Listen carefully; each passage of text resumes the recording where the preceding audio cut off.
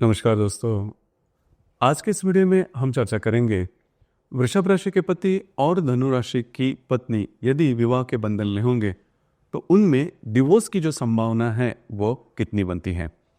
ऐसी कौन सी बातें हैं जिस पर अमल करना आवश्यक है, ऐसे कौन से राज है जो कि जान लेना आवश्यक है। उसी प्रकार दोनों राशियों का जो मूलभूत नेचर है, स्वभाव है या फिर व्यक्तित्व है, उनकी जो चाह है, एक्सपेक्टेशन है, वो किस प्रकार की होती है विवाह के मामले में, सभी के बारे में डिटेल में चर्चा इस वीडियो में हम करने वाले हैं। तो सबसे पहले हमें ये जानना बहुत ही ज़्यादा आवश्यक है कि जो डिवोर्स या फिर जो तलाक होता है ये कोई घटना नहीं है।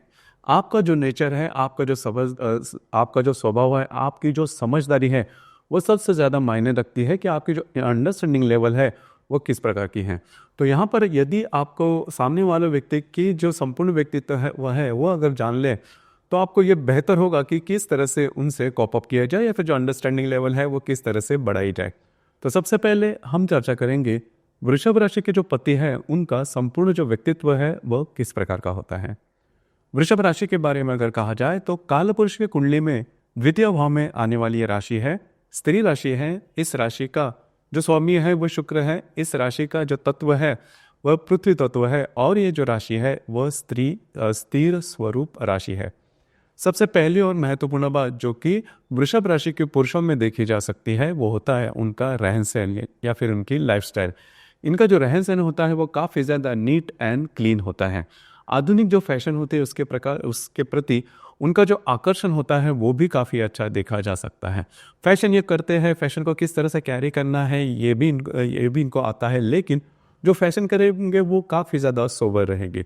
बहुत ज़्यादा डार्क फैशन करना इन्हें पसंद नहीं आता। उसी प्रकार इनकी जो वाणी होती है वो भी काफ़ी अच्छी होती है।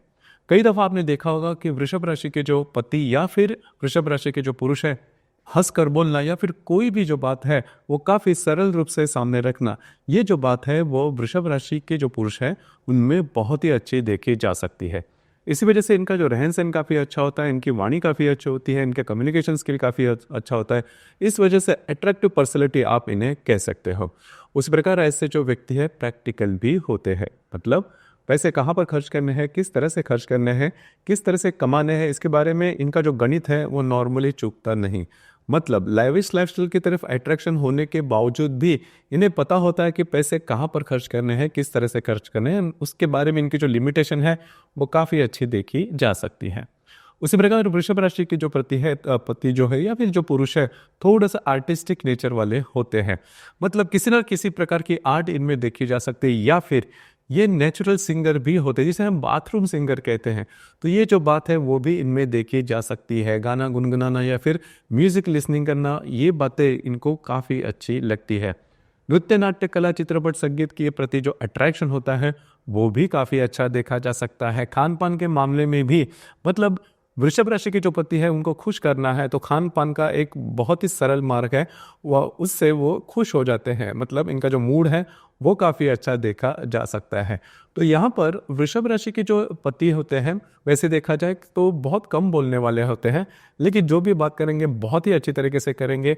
इनके शब्दों से सामने वाला कभी दुखी नहीं होता या फिर अपमानित नहीं होता।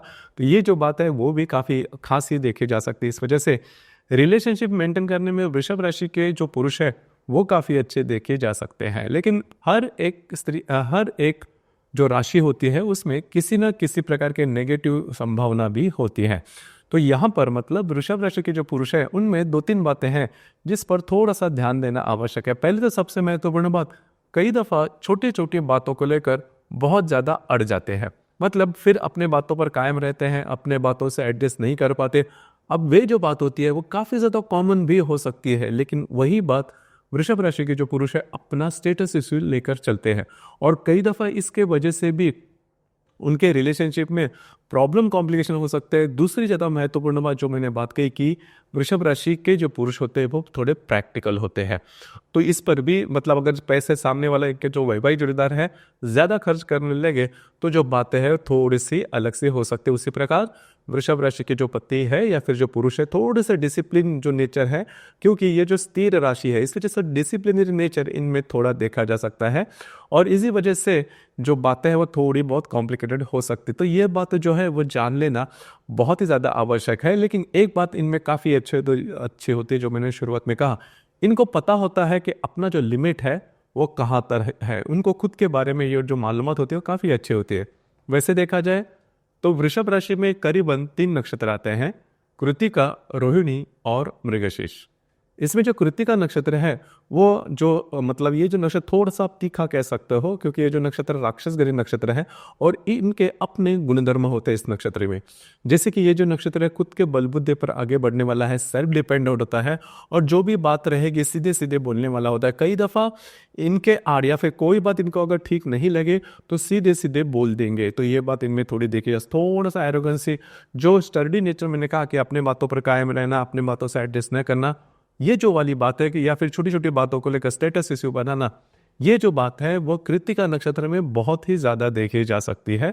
लेकिन दूसरे तरह से अगर देखा जाए, दूसरे एंगल से अगर देखा जाए, तो ये जो कृत्तिका नक्षत्र के जो पुरुष होते हैं वो अपने बलबूते पर काफी आगे बढ़ने वाले होते हैं। बाकी अगर देखा जाए तो रहन सहन इनका भी बहुत अच्छा होता है। रोहिणी नक्षत्र के बारे में अगर कहा जाए तो काफ़ी लाड़ प्यार में बढ़ने वाले ये व्यक्ति होते हैं, इनको माँ का प्यार काफ़ी अच्छा मिलता है। उसी प्रकार रोहिणी नक्षत्र के जो पुरुष होते हैं थोड़ा सा लैविश लाइफस्टाइल की तरफ इनका जो आकर्षण है वो थोड़ा ज़्यादा देखा जा सकता है, थोड़ा सा लेजीनेस इनमें देखा जा सकता है। लेकिन इनमें जो लक फैक्टर होता है वो काफ़ी अच्छा होता है। कई दफ़ा बहुत ज़्यादा मेहनत ना करते हुए भी कई जो बातें हैं वो इनके लिए आगे आ जाती हैं। तो ये बात इनमें काफ़ी अच्छी देखी जा सकती है। नेचर इनका काफ़ी हल्का फुल्का होता है, इजी गोइंग होते हैं, हैप्पी गो लकी वाली जो बात है वो इनमें देखी जा सकती है। मृग नक्षत्र के जो पुरुष हैं इनकी बात थोड़ी सी अलग होती है, मतलब सॉफ्ट नेचर के होते हैं, काफ़ी डेलिकेट होते हैं, छोटी मोटी बातों को लेकर काफ़ी ज़्यादा सोच विचार करने वाले होते हैं। और सबसे महत्वपूर्ण बात, जो मृग नक्षत्र के जो पुरुष है वो बहुत ही ज़्यादा अलर्ट रहते हैं, मतलब छोटी छोटी बातों को लेकर भी सोच विचार करने वाले होते हैं, लेकिन उनका स्ट्रेस नहीं लेते। देखिए मृग नक्षत्र के जो पुरुष होते हैं इनको रीडिंग की हैबिट बहुत अच्छी होती है, मतलब कई प्रकार के जो पुस्तक है उसमें रुचि लेते हैं। इसी वजह से इनका जो ज्ञान होता है वो काफ़ी अच्छा देखा जा सकता है।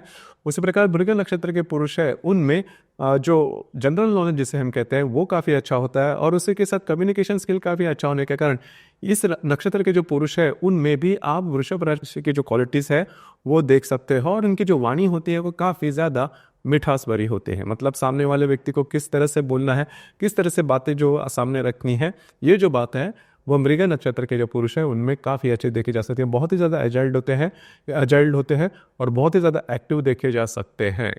अब हम चर्चा करेंगे धनु राशि की जो स्त्री है या फिर धनु राशि की जो पत्नी है उनका संपूर्ण व्यक्तित्व किस प्रकार का होता है।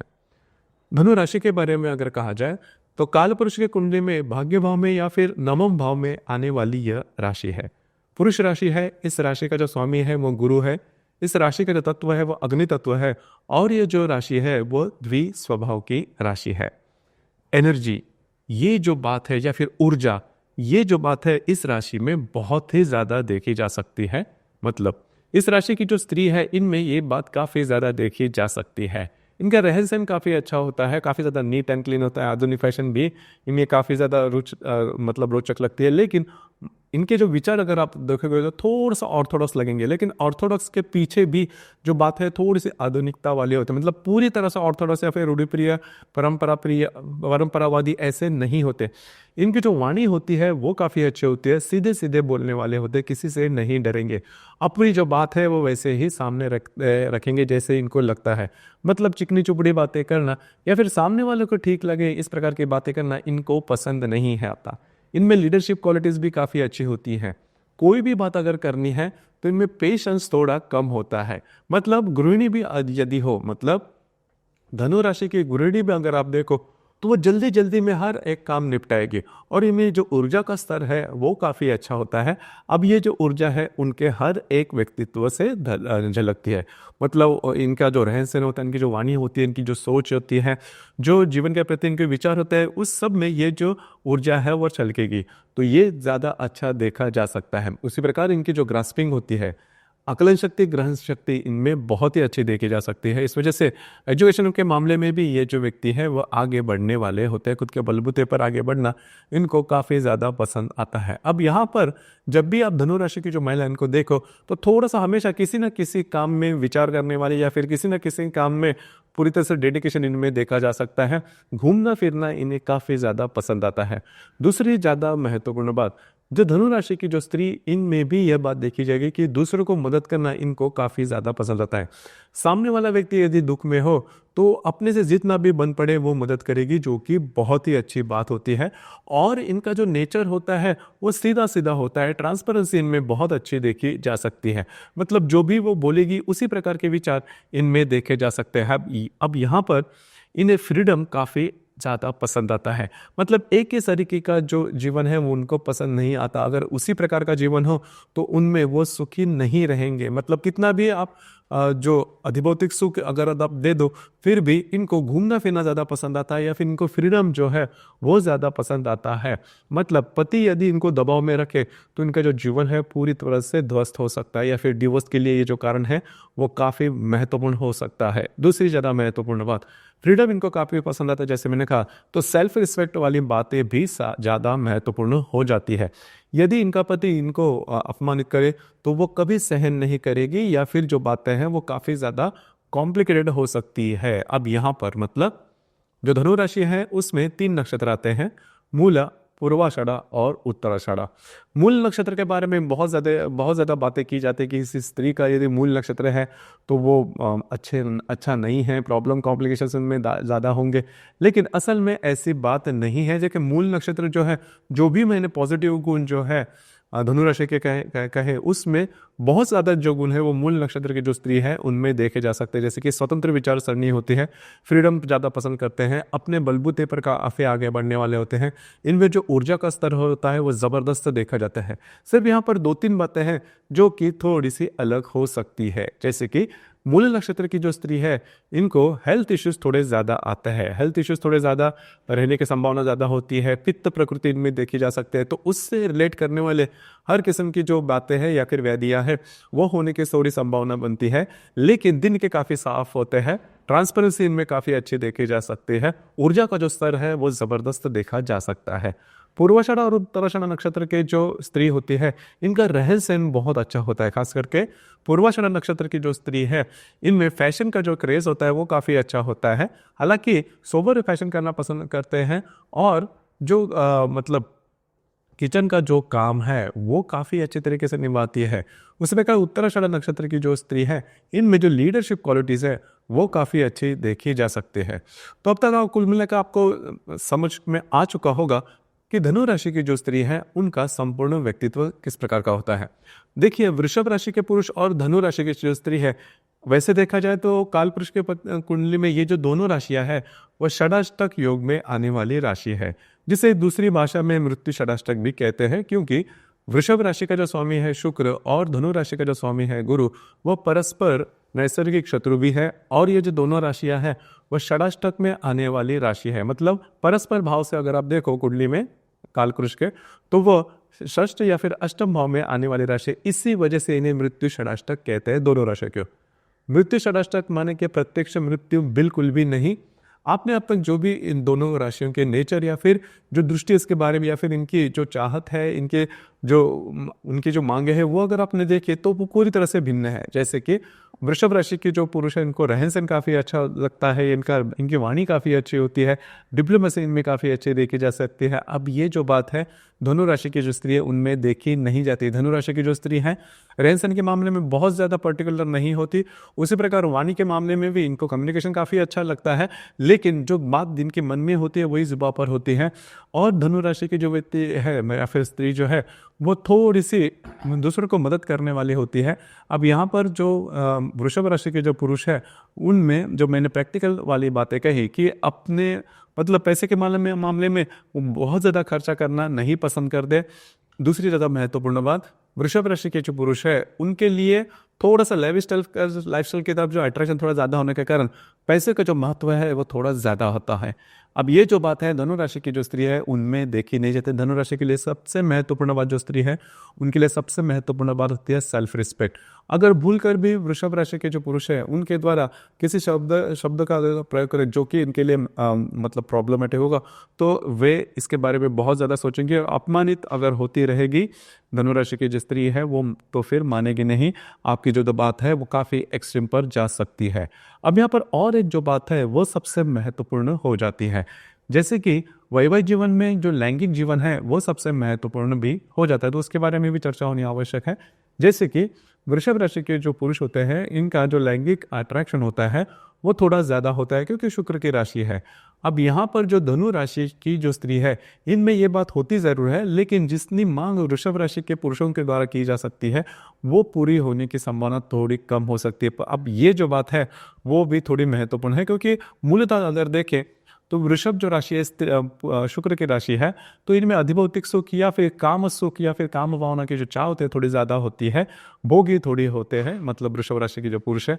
अब ये जो बात है वो मैंने जैसे कहा कि जो धनु राशि की जो स्त्री इनमें देखी नहीं जाएगी। हालांकि धार्मिक या फिर आध्यात्मिक होते हैं, ये भी थोड़ा भाव इनमें देखा जा सकता है। इस वजह से भी इनके वैवाहिक जीवन में प्रॉब्लम कॉम्प्लिकेशन आ सकते हैं। खास करके वृषभ राशि में जो कृत्तिका नक्षत्र है और धनु राशि में जो मूल नक्षत्र हैं इनमें कॉन्फ्लिक्ट ज़्यादा हो सकता है, क्योंकि दोनों जो नक्षत्र है उनके जो स्वभाव, उनका जो नेचर है, जीवन के प्रति उनकी जो दृष्टि है वो काफ़ी अलग होती है और राक्षस गरी नक्षत्र है, जिस वजह से आप दोनों में जो प्रॉब्लम है वो हो सकते हैं। तो इन चीज़ों पर अगर ध्यान दें तो आपके जीवन में डिवोर्स या फिर जो तलाक की संभावना काफ़ी कम बनेगी। इसके बावजूद अगर कोई प्रॉब्लम कॉम्प्लिकेशंस आपके वैवाहिक जीवन में आते हैं तो आपकी जो कुंडली है वो देखनी ज़्यादा आवश्यक हो जाती है। अब तक जो भी हमने बातें की वो सिर्फ और सिर्फ चंद्रमा के ऊपर आधारित है।